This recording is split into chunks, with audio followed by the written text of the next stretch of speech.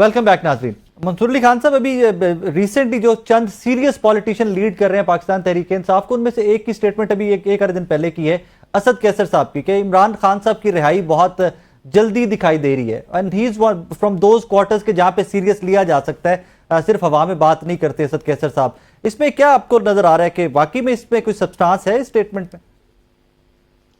राय साहब, मैं माजरत के साथ मैं इस चीज़ में अब बिलीव नहीं करता, क्योंकि ठीक है आप उनको बहुत सीरियसली लेते हो, लेकिन मुझे आप पिछले 1 साल से उठा के बता दीजिए। आप सब मुस्कुरा क्यों दिए? I'm sorry मंसूर साहब, कटिंग, I'm sorry, आप सब मुस्कुरा दिए। मेरी स्क्रीन के ऊपर सामने नजर आ रहा है, मुनीब साहब भी मुस्कुरा दिए आपकी इस बात पे, जामी साहब भी मुस्कुरा दिए। मुस्कुराने पे तो पाबंदी ना लगाओ प्यारे भाई। नहीं, आप 100 दफा मुस्कुराइए, मैं क्या पाबंदी लगा रहा हूँ, लेकिन मैं असद कैसर साहब का नाम लिया और आप मुस्कुरा दिए। मैं मंसूर साहब का तबसरा सुनने की ख्वाहिश होगी, अब उन्हें तो बात करने दें। जी मंसूर साहब जी प्लीज। देखिए, तमाम सियासी जमातों में अगर आप नून लीग का भी वो एक टाइम पीरियड उठा के देखें, जब मियाँ साहब यहाँ पे नहीं थे, तो मियाँ जावेद लतीफ साहब हर 2 महीने के बाद हमें कहते थे बस ये आने लगे हैं, ये बस ये अगले 1 हफ्ते के बाद, 10 दिन के बाद, 15 दिन के बाद, अगले महीने, ईद के बाद, पहले जैसे ही न्यू ईयर आएगा 14 अगस्त के बाद, हमें इस तरह की डेटें बहुत ज्यादा जो है वो दी जाती थी। उसका मकसद क्या होता था? उसका मकसद यही होता था कि पार्टी जो है वो डिसइंटीग्रेट ना करे, लोग कहीं छोड़ के ना चले जाएं और एक उम्मीद बंदी रहे। इतनी सी बात है ना। तो यही फॉर्मूला पाकिस्तान तहरीक इंसाफ भी अपना रही है, या उनके यूट्यूबर्स बना रहे हैं। उनके यूट्यूबर्स भी जो है वो हर महीने आपको डेटें देते हैं कि जनाब ये 14 अगस्त को आने लगे हैं, ये जनाब आप देखिएगा बड़ी ईद के बाद आ जाएंगे, ये मुहर्रम जरा गुजर जाए उसके बाद देखिएगा रिलीज हो जाएंगे। नहीं है, इस वक्त ऐसी कोई मनाजिर फिलहाल नजर नहीं आ रहे, एक बात। और दूसरी बात यह कि अगर आपने असद कैसर साहब की ही मुझे एग्जांपल देनी, असद कैसर साहब का जरा मुझे पिछले 1 साल में कोई क्रेडिट उठा के दिखाइए। मतलब आपके पास सबसे बड़ी, जो मेरे ख्याल में अगर मुझे याद आता है जो सबसे बड़ी जिम्मेदारी थी, वो थी मौलाना फजल रहमान के साथ ब्रिज बनाना। ऐसा ही है ना? बिल्कुल। लेकिन आप वो ब्रिज नहीं बना सके, आपने पता नहीं कितने चक्कर लगा लिए, आपने उनके हवाले से उनको डीजल कह के उस पेट्रोल पंप के आपने कितने चक्कर लगा लिए, लेकिन आप अपनी टैंकी नहीं भरवा सके। फ्रैंकली स्पीकिंग, आपको अलीमीन गंडापुर ने जिच करके रख दिया।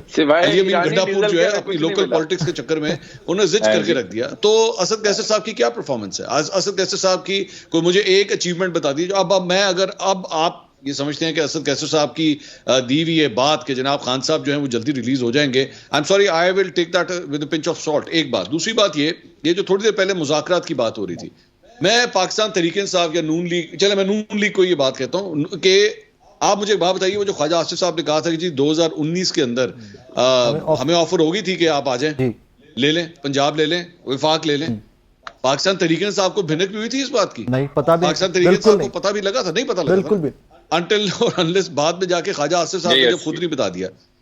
तो यही सिचुएशन, अगर नून लीग को ये ऑफरें हो सकती है ना, तो नून लीग को ये भी याद रखना चाहिए कि पाकिस्तान तहरीक इंसाफ को भी पीछे से हो सकती है, क्योंकि सिस्टम राब्ते रखता है हमेशा। सिस्टम जो होता है ना, जो सिस्टम, बल्कि सिस्टम कहना चाहिए, सिस्टम जो होता है ना, वो कभी भी इस चीज को खत्म नहीं करता। ये दिखावे के लिए टीवी के ऊपर वैसे बिल्कुल नहीं होगा, किसी सूरत बात नहीं करेंगे एक दूसरे, कोई ना कोई किसी ना किसी जरिए, कोई ना कोई प्लेसमेंट्स के जरिए, डमीज के जरिए, प्रॉक्सीज के जरिए, कोई ना कोई चीज जो है वो इधर से उधर जा रही होती है। मैं तो इसके एग्जांपल देता हूं कि वर्ल्ड वॉर्स भी जब हो रही होती हैं, 2 बड़े बड़े जाइंट्स भी आपस में जो है वो एट वॉर होते हैं, तो तब भी पीछे से कोई ना कोई चैनल खुला होता है कम्युनिकेशन का। तो ये बेवकूफ़ी होगी हुकूमत की अगर वो ये समझती है कि जनाब पाकिस्तान तहरीक इंसाफ से कोई चैनल ऑफ कम्युनिकेशन ओपन नहीं हुआ होगा। आखिर किसी ना किसी ने तो इमरान खान के जरिए एक फोन किया ना, मतलब कोई ना कोई किसी ना किसी ने तो 7 बजे उस जेल की कुंडी खोली है और किसी को अंदर आने दिया है। वो कौन सी ऐसी ताकत है? क्या अगर आप मुझे ये बताएंगे कि जनाब वो हुकूमत के किसी मिनिस्टर ने ऑर्डर दिया होगा? नहीं। हुकूमत से मुराद है मतलब मुस्लिम लीग नून के किसी मिनिस्टर ने दिया होगा? नहीं। ये जारी बात है कोई पसे पर्दा कोई ऐसी कुव्वतें हैं जिन्होंने सब कुछ करवाया है। तो अब ये डिबेटेबल है। मेरे ख्याल में मुनीब साहब इज द राइट पर्सन के उस पर कमेंट कर सकें कि पाकिस्तान तहरीक इंसाफ को लुड्डी जो डालनी है वो कितनी लंबी लुड्डी डालनी है, आपने इस पे खुशियां मनानी है कितनी बड़ी, आपने 5 मिनट की लुडिया डालनी है, 10 मिनट की डालनी है, 15 मिनट की डालनी है, या धमाल डालनी शुरू कर देनी है आपने? ये एग्जैक्ट तो आपका सवाल ऐसे ही मुनीब साहब के पास लेके जा रहा हूं। ये मुनीब साहब बताएं कि लुडिया डालनी है कि धमाल डालनी है? मुनीब साहब, बात ये लुडिया है या धमाल है और कब तक डालनी है? मेरे भाई मंसूर अली खान ने फॉर फ्यू सेकंड मुझे कोई तहरीक इंसाफ का कोरियोग्राफर बना दिया है कि मैंने बताना है कि उन्होंने लुडिया डालनी है या उन्होंने धमाल डालनी है या नहीं, उन्होंने आपको नबज शनास करार दिया। चले आपने इसको अच्छी शुगर कोटिंग की है इसकी जानी साहब, चले मैं आपको ममनून हूँ।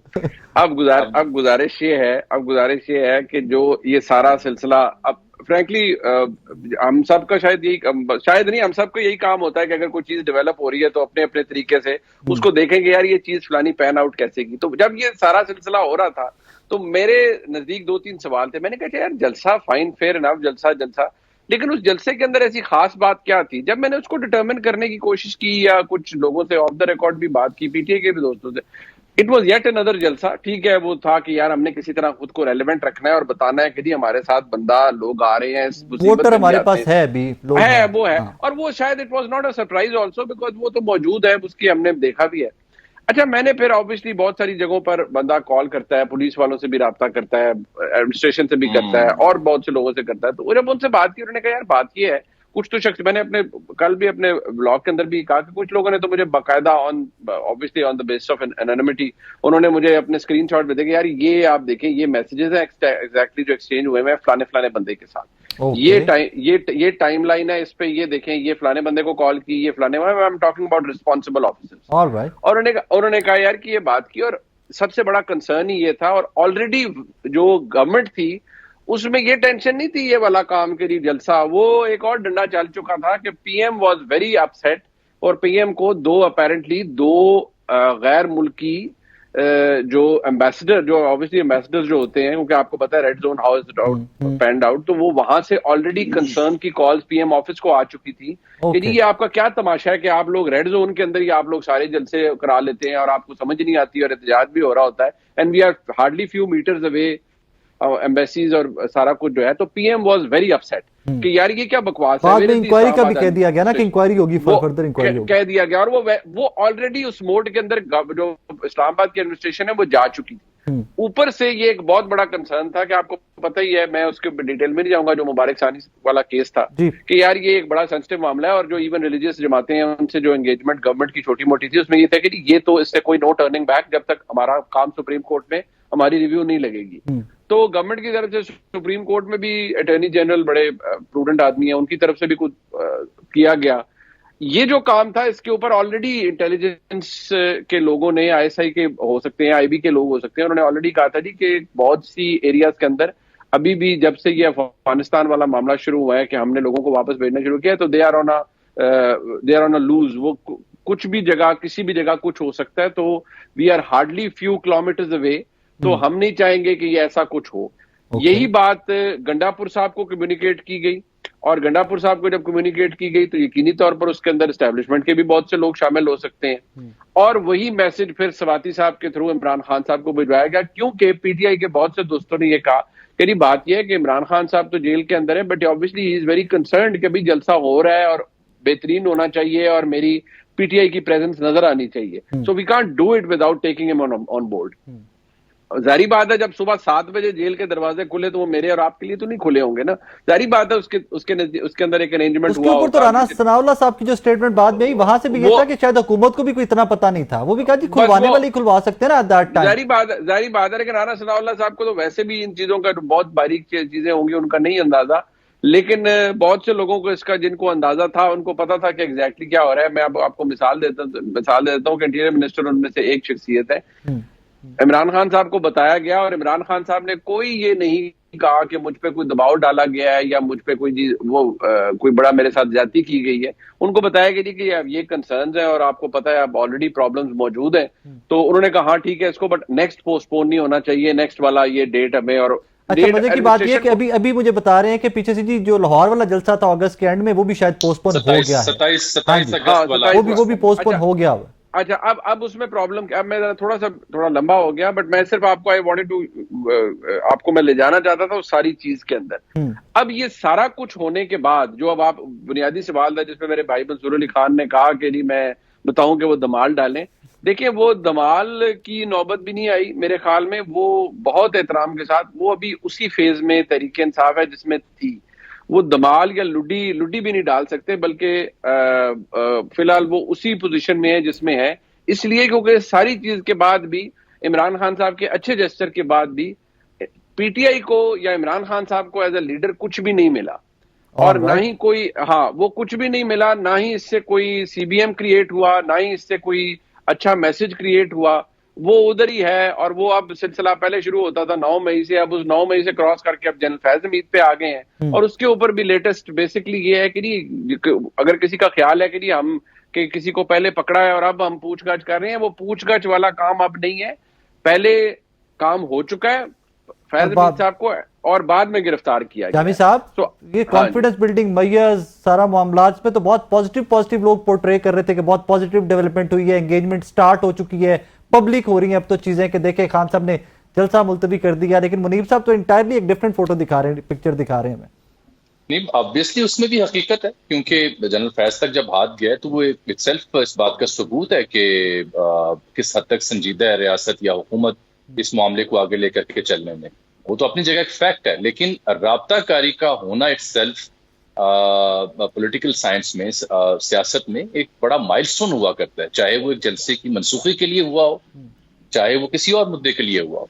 राब्ताकारी का तो फुकदान था जिसका एतराफ भी नहीं किया जाता था। अगर कोई माजी में कोई रवाबित हुए या कोई एक दूसरे से बातचीत हुई तो उसकी कोई तस्दीक नहीं हुआ करती थी। ये पहला मौका है कि जिसकी राब्ताकारी की तस्दीक ना सिर्फ जिम्मेदार जराए करते हैं, बल्कि हुकूमत के अपने जो खुद जी, मैं वही कह रहा हूँ, मैं वही आपसे अर्ज कर रहा हूँ कि बैरिस्टर अकील हूँ या दीगर जिम्मेदारान हूँ, वो इसका बरमला इसकी तस्दीक कर रहे हैं। तो मैं तो राब्ताकारी को एक बड़ा इंपॉर्टेंट और मुस्बत स्टेप फॉरवर्ड समझता हूँ। उसकी जो इंपॉर्टेंस है उसको डिनाई नहीं कर सकता, रिगार्डलेस ऑफ द फैक्ट के स्टेट की पोजीशन क्या है, 9 मई के ऊपर, जनरल फैज के ऊपर, इमरान खान साहब के ऊपर, वो अपनी जगह कायम रहेंगे। लेकिन इस सब के बीच, जैसे पहले भी मंसूर अली खान साहब फरमा रहे थे कि जंगों के हंगाम भी राब्ते होते हैं, बैकडोर कॉन्टैक्ट्स होते हैं, और at the end of the day किसी जंग का हल भी टेबल पे होता है, टेबल पे फरीकैन बैठते हैं। मसला तो ये था कि फरीकैन टेबल पे बैठने को तैयार नहीं थे, बिलखुसूस इमरान खान साहब। अब हालात तो वाकया ऐसे बने के आगे। मंसूर अली खान साहब, क्लोजिंग कमेंट प्लीज दे दीजिए कि जिस तरह एंगेजमेंट आपने भी कहा, मुनीब साहब ने भी कहा, और इसके ऊपर जामी साहब भी मुत्तफिक है, एंगेजमेंट रहती है, हर सूरत रहती है, कंक्लूड कहां पे होगी एंगेजमेंट? क्या कुछ बेहतरी की उम्मीद है? मैं एक बात कह पाऊं जी जी मंसूर साहब, गुफ्तगू फरमा ले, मैं एक बात उसके बाद। जी जी प्लीज मंसूर खान साहब, क्या कंक्लूड की बेहतरी की तरफ होती दिखाई दे रही है चीजें? देखिए, मैं जहां पे ये बात कह रहा हूं कि आपस में जो है वो कॉन्टैक्ट्स होते हैं और हमेशा रहते हैं, मैं इसकी, और ये मैं थोड़ा सा इस बात से इख्तलाफ करूंगा कि ये पहली दफा हुआ है। आपको याद होगा कि आपकी केपी गवर्नमेंट की पूरी काबीना जो है वो कोर कमांडर पेशावर के पास गई थी, तो वो कोर कमांडर पेशावर के पास ऊबर में बैठ के तो नहीं गई थी, बिल्कुल ठीक, या कोई कबूतर तो उसका पैगाम नहीं लेकर आया था, बिल्कुल सही बात है। वो सारा कुछ किसने ऑर्गेनाइज किया था? वो इस कोर कमांडर पेशावर एस्टैब्लिशमेंट का ही हिस्सा है ना, उन्हीं का पार्ट है। तो आपकी काबीना जब गई और अली अमीन गंडापुर साहब ने वो सारा कुछ ऑर्गेनाइज किया, तो किस तरह किया? या आपके ख्याल में अली अमीन गंडापुर साहब कोई ब्रिज का किरदार अदा नहीं करते? एस्टैब्लिशमेंट के साथ करते हैं। मैं कम्युनिकेशन से मेरे लिए हैरानगी नहीं है, मेरे लिए पॉइंट ये है कि क्या आपस में जो रोड ब्लॉक्स हैं, जो आपस में 9 में जिस तरह एक रोड ब्लॉक है, आप उस रोड ब्लॉक के ऊपर क्या डेवलपमेंट करेंगे? क्या खान साहब अपनी पोजीशन चेंज करने के लिए तैयार है? एस्टैब्लिशमेंट तो नहीं है, एस्टैब्लिशमेंट तो खड़ी हुई है, वहीं पे खड़ी हुई है। सो हाँ, चैनल ऑफ कम्युनिकेशन जरूर खुला हुआ है, लेकिन उन रोड ब्लॉक्स को भी आपने जो है वो रिमूव करना है। सबसे बड़ा सवाल ये, और क्या वो हो पाएंगे या नहीं हो पाएंगे, ये सबसे बड़ा। थैंक यू मुनीब साहब, वक्त खत्म हो गया, प्लीज आप कुछ ऐड करना चाह रहे थे? बस लास्ट कमेंट ये है, और इसके ऊपर मुझसे बस सवाल ना कीजिएगा कि लड़ाई या तस्फिया होता है फरीकैन के माबैन, जब लड़ाई और इस तरह की लड़ाई शख्सियात के दरमियान हो तो वहां तस्फिया बड़ा मुश्किल हो जाता है। मेरा सवाल बनता भी नहीं इस पे। आप तमाम मेहमानों का बहुत शुक्रिया, मंसूर अली खान साहब, मुनीब साहब, अजमल जाट, तमाम मेहमानों का बहुत शुक्रिया। नारिन, इस दुआ के साथ इजाजत दीजिए कि कोई भी लड़ाई, कोई भी तस्फिया टाइमली हो, आपके, मेरे मुल्क के, कौम के हक में बेहतर हो, और इसी के लिए आप तमाम लोग भी दुआ कीजिएगा। अपना ख्याल रखिएगा। अल्लाह हाफिज।